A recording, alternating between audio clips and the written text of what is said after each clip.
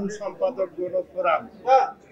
আজকের এই ঐকমত্য কমিশনের যে আহ্বানে আমরা উপস্থিত হয়েছিলাম, আপনারা জানেন যে জুলাই সনদ বাস্তবায়ন পদ্ধতি নিয়ে আজকে যে আলোচনা হচ্ছিল, সেখানে এক্সপার্টদের একটি মতামত দেওয়া হয়েছে এবং সেই মতামতে জুলাই ঘোষণাপত্রের 22 নম্বর ধারা আর প্রদত্ত ক্ষমতা বলে কিভাবে এটা বাস্তবায়ন করা যায়, এই ধরনের একটি বক্তব্য এসেছে।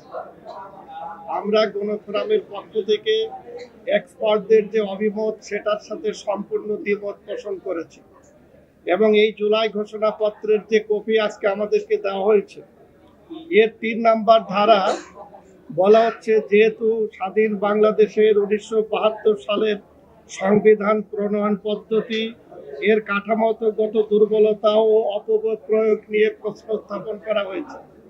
আপনারা জানেন 10 এপ্রিল 1971 সালে প্রক্লেমেশন অফ ইন্ডিপেন্ডেন্ট যেই ঘোষণাপত্রের মধ্য দিয়ে মুজিবনগর সরকার দায়িত্ব নিয়েছিল এবং সেই ঘোষণাপত্রের মধ্য দিয়েই 1971 সালে মহান মুক্তিযুদ্ধের মধ্য দিয়ে স্বাধীন সার্বভৌম বাংলাদেশ প্রতিষ্ঠা হয় এবং এই রাষ্ট্র প্রতিষ্ঠার পর 1972 সালে এই সংবিধান প্রণয়ন করা হয়।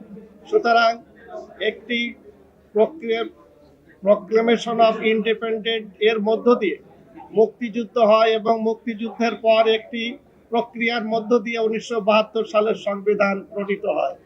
একটি সরকার কখনোই সেই দেশের সংবিধান প্রণয়ন পদ্ধতি নিয়ে প্রশ্ন তুলতে পারে না।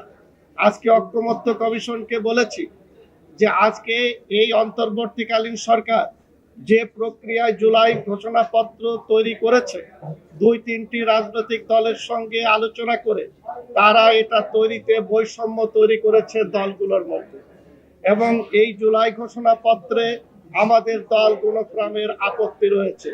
পাশাপাশি আমরা একটা বিষয় আপনাদেরকে বলি যে এই জুলাই ঘোষণাপত্র বাস্তবায়নের, জুলাই সনদ বাস্তবায়নের জন্য যে প্রক্রিয়ার কথা বলা হয়েছে, সেই প্রক্রিয়া আমরা ইতিমধ্যেই আমাদের দলীয় পক্ষ থেকে সেটা লিখিতভাবে জানিয়েছি। ধন্যবাদ আপনাদের সবাই। ধন্যবাদ।